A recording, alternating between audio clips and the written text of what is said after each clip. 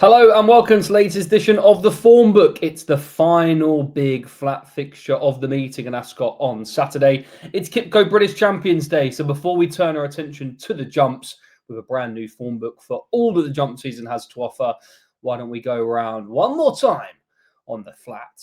This is a Champions Day special.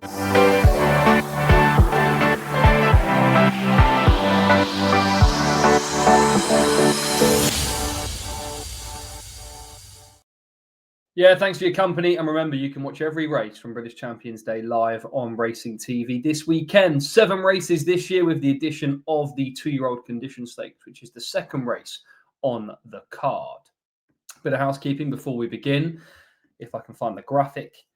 Champions Full Gallop. Don't forget that comes back on Friday, Season 2, October the 17th. First shown at 10:45 p.m. on Friday night and then 11:30 a.m. on Saturday morning. So you can watch everything that happened in last year's jump season in Champions Full Gallop. Fingers crossed they get some decent viewing figures. Next up, Race IQ. Don't forget that all stats are available at racingtv.com. Make sure you're checking out all those metrics. Important, I guess, for Saturday. If you like your finishing speed percentages, et al. And then building up, of course, to the jumps and the jump racing index, etc. If you look at the right-hand side of your screen, that QR code there allows you to join Racing TV. I think there's a new 3 trial coming on Monday, but if you want to join Racing TV as well here, then get stuck in. Plenty to enjoy, of course. You've got the Charlie Hall, Cheltenham's November meeting and the October action, and plenty more besides, all coming up on Racing TV. So, without further ado, let's get straight into it then. First race is a long distance cup. 8-15 Fab is Trawlerman. 7-2 Stay True. 7's for Sweet William. 9-1 for Al Kareem. Saratoga at 100-1. And surely punters will be getting stuck in on this guy, Trawlerman. Here he's winning the Lonsdale Cup last time out. He's got Al Kareem and Sweet William in behind him this occasion. He was off it early, but you just had to be impressed again with the manner in which he continued to sustain this gallop and see off his rivals.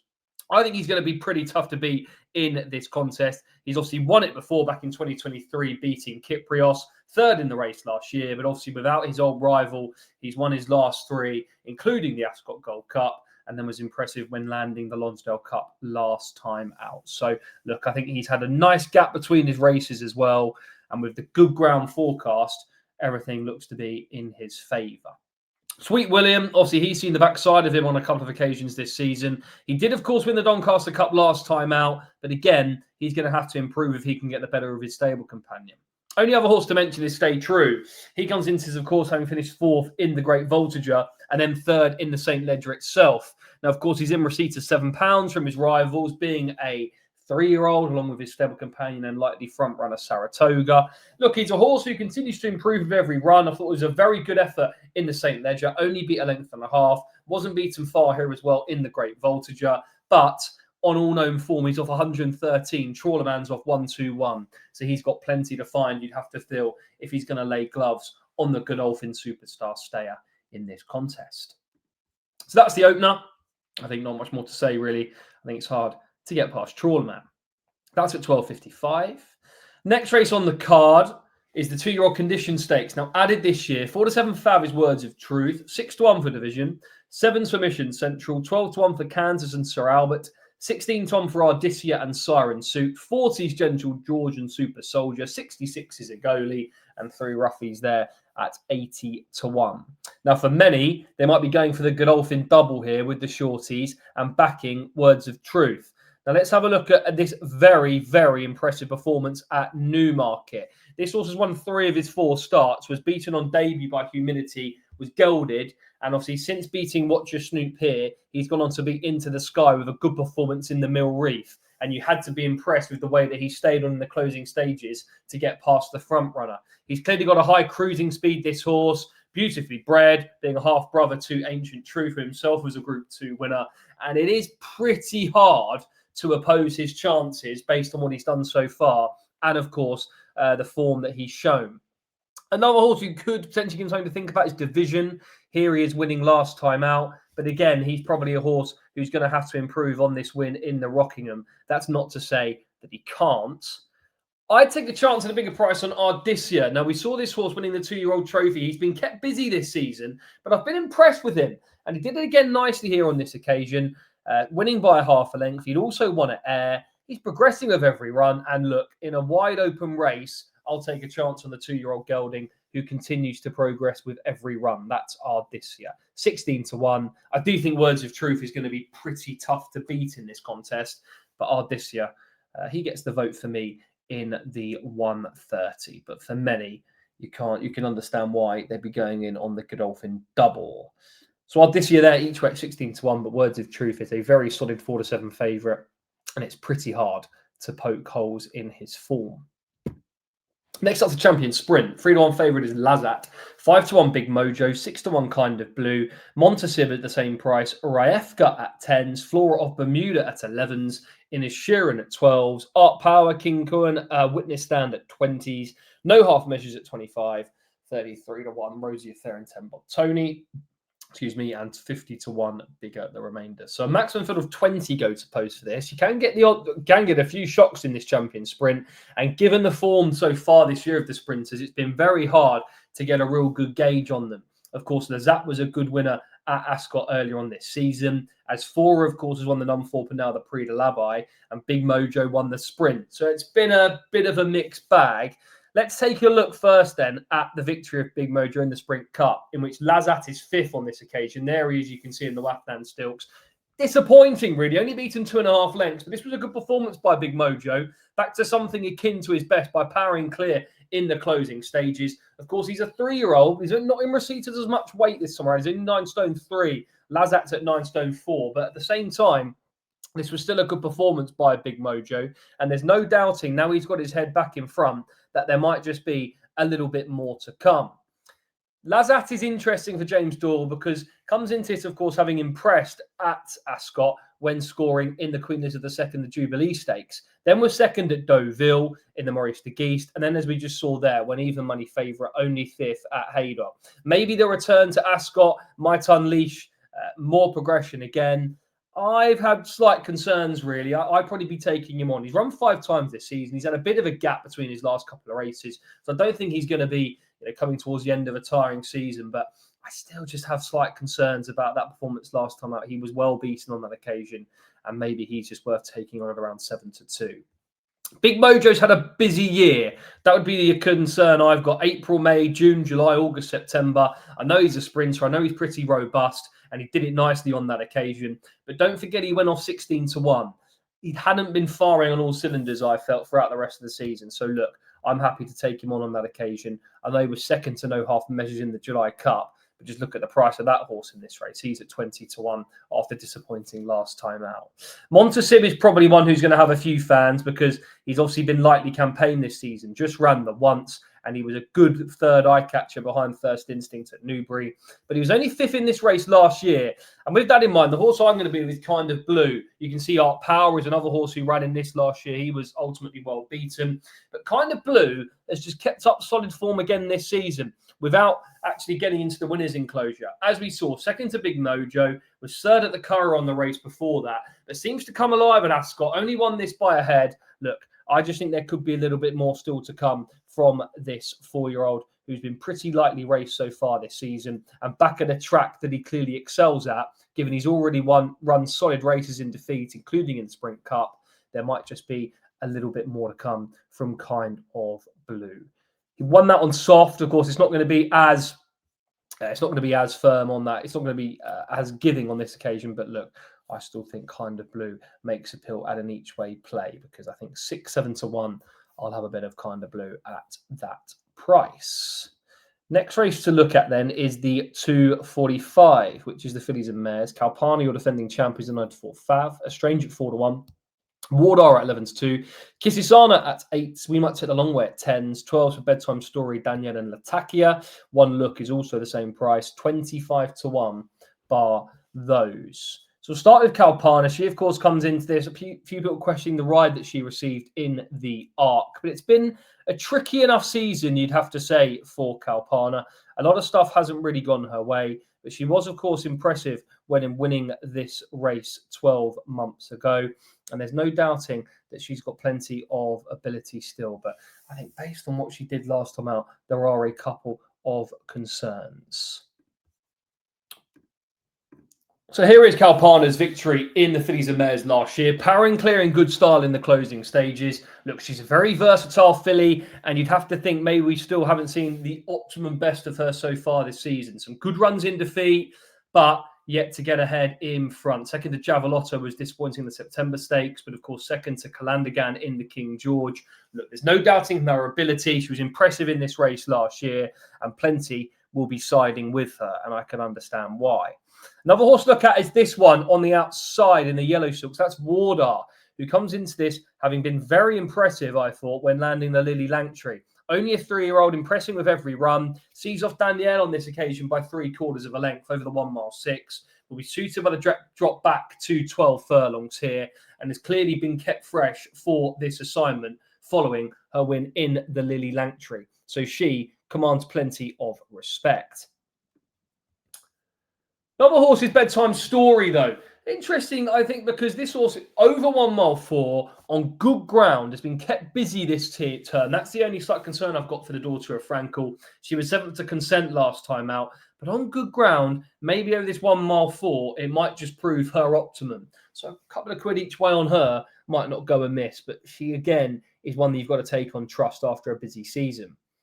She was supposed to run in the Arc, but she didn't get to, but I'd be with her strange. She's got her ground on good here. Disappointing that she couldn't make the Arc because of a slight setback. Is it a bit of a concern? Probably, but the fact that they think they've got her fit and optimal to come here probably dispels some of those concerns slightly. Second to Mini Hawk last time out, had impressed in the Lancashire Oaks before that. This is clearly her optimum trip, and I just thought a strange made plenty of appeal here for David O'Mara and Danny Tudhope. She's got to take on Kalpana, who's a crack Group 1 performer, but I just think there might be scope for more improvement from Estrange. So for me, she got the narrow vote in that contest, the Fillies and Mares at 2:45. So that's a look at the first 4 races on Champions Day. We'll be back after this. Ascot Racecourse in the autumn and in the glorious golden sunshine. It's the perfect stage. It's the only stage for Britain's richest race day. And they're off. Is Kyprios pulling away from Sweet William, the king of the stayers? And up to the line, Kind of Blue from Swing Along, Kind of Blue.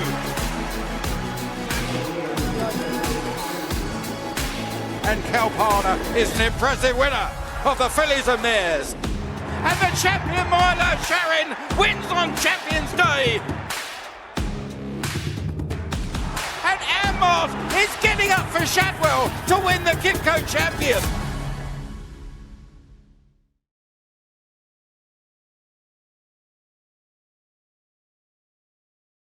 Next up, the QE2. 13-20 favourites, Field of Gold. Rosallion at 100 to 30. 6-1 Fallen Angel. 15-2 for the Lion and Winter. 14s for Docklands. Alakazi and Never So Brave at 16s. Factor Cheval at 20s. Dancing Gemini at 25s, along with Marvel Man, Tamfana at 33s. 40s and bigger, the other contenders. So 16 runners going to post for this contest.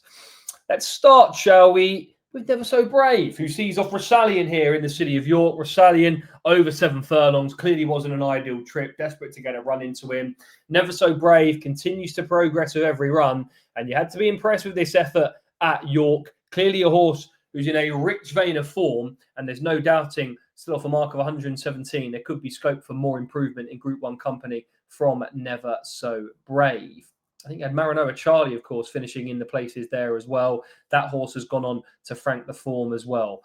Lake Forest was also in second. So that looks solid enough. I had Kirat, the Sussex Stakes winner, back in 5th.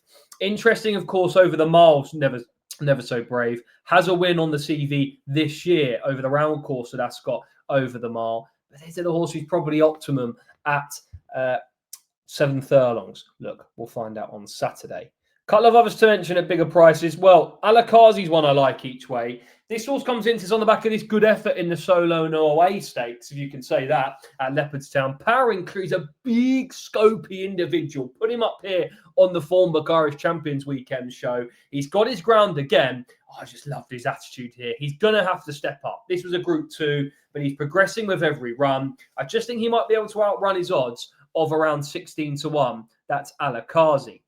We've already mentioned Rosallion. Here he is, though, finishing second in the Sussex Stakes. It's just been a season of near misses for Rosallion, a bit like Calpana.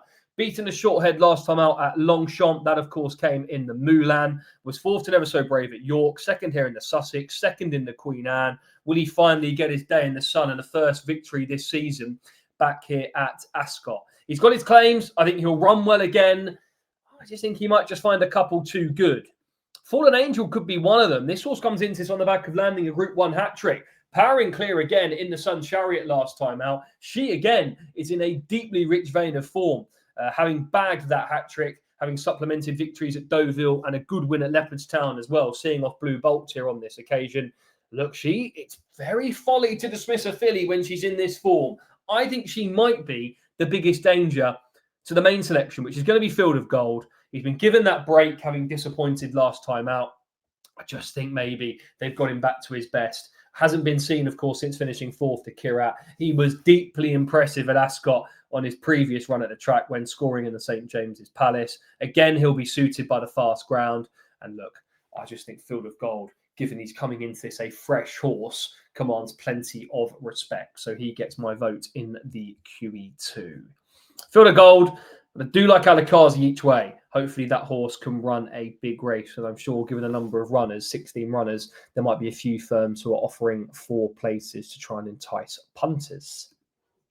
So next race we're going to have a look at, of course, is the feature, which is the Champion Stakes, if I can bring up the betting.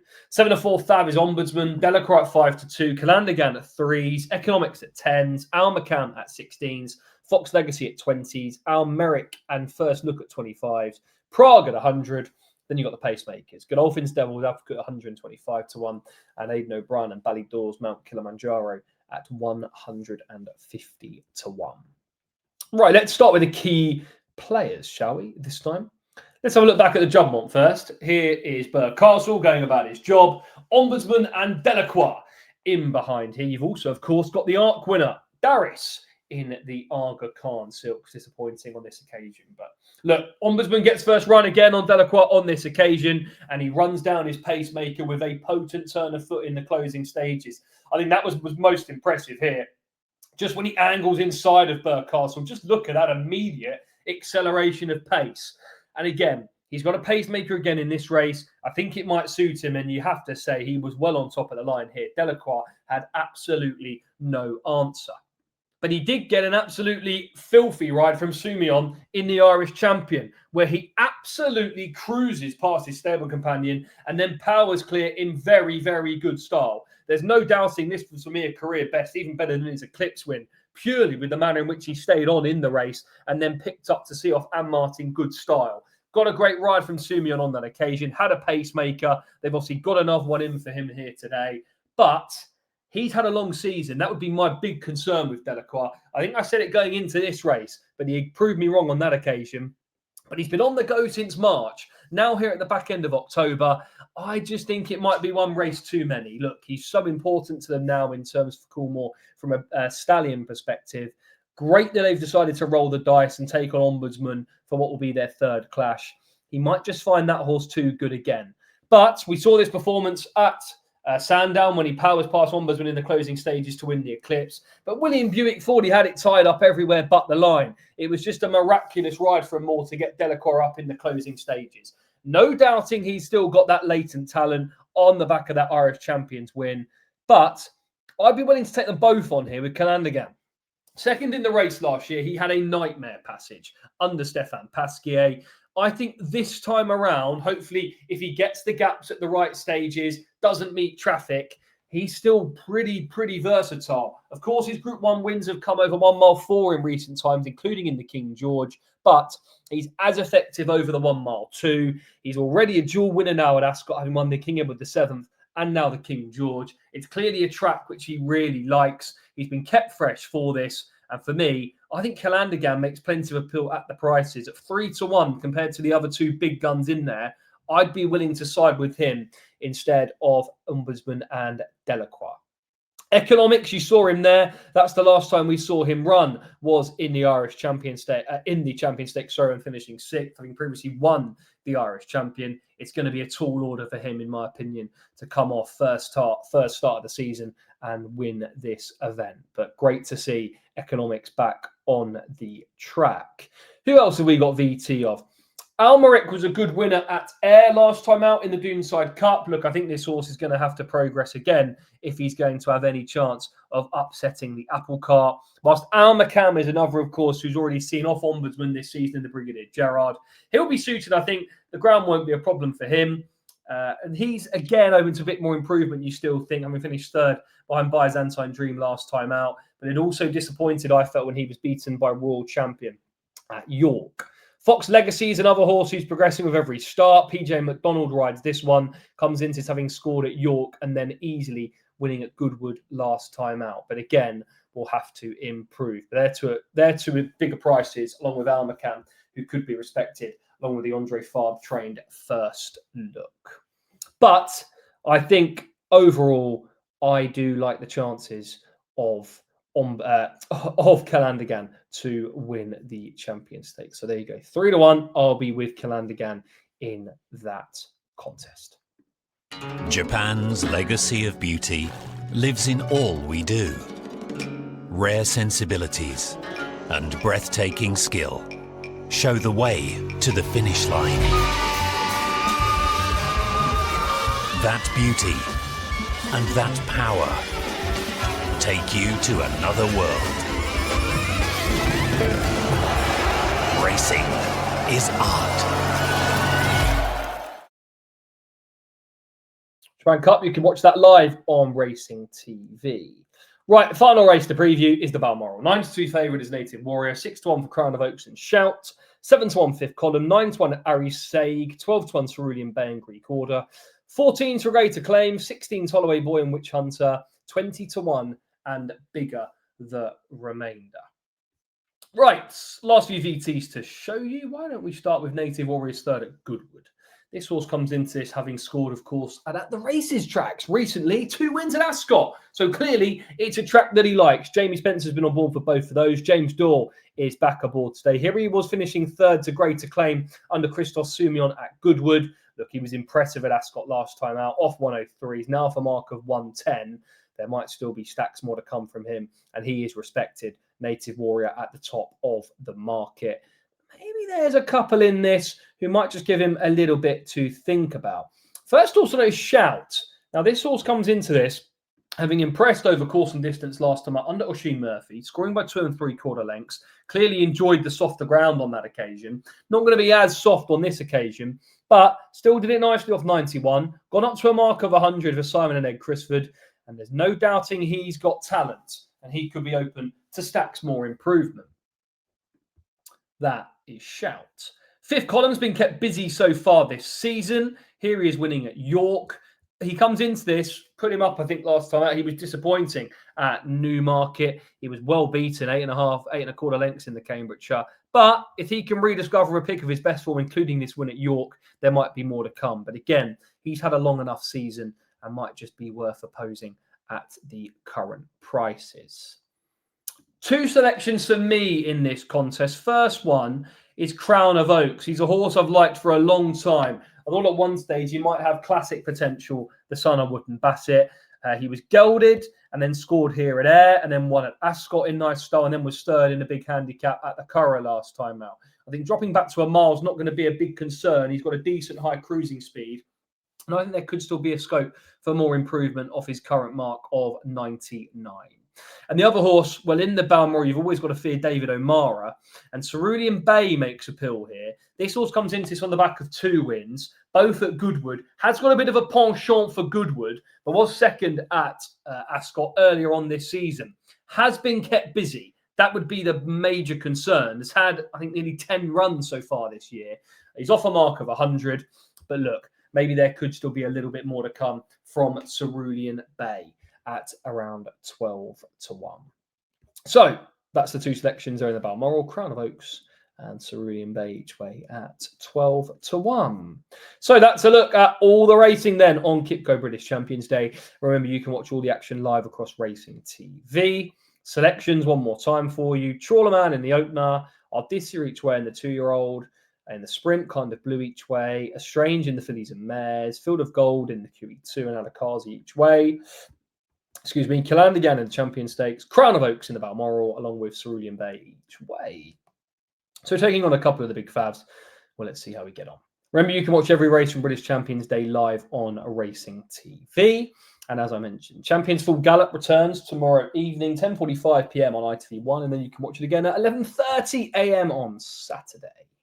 So thanks for watching. That's the end of the form book in terms of the flat season. But we'll be back for the Charlie Hall chase in a couple of weeks. Also the Breeders' Cup, of course. Both those meetings live on Racing TV. For the first episode of the form book for the jump season, where I'll have guests. I'll be joined by people. I'll no longer be a loner. And hopefully we can point in the direction of a few winners. We've got a couple of guests lined up across a range of shows throughout the jump season to hopefully whet your appetite for all there is to look forward to. But thanks again for watching. Enjoy all the action on Champions Day at Ascot and watch every race live on Racing TV. And please remember to gamble responsibly.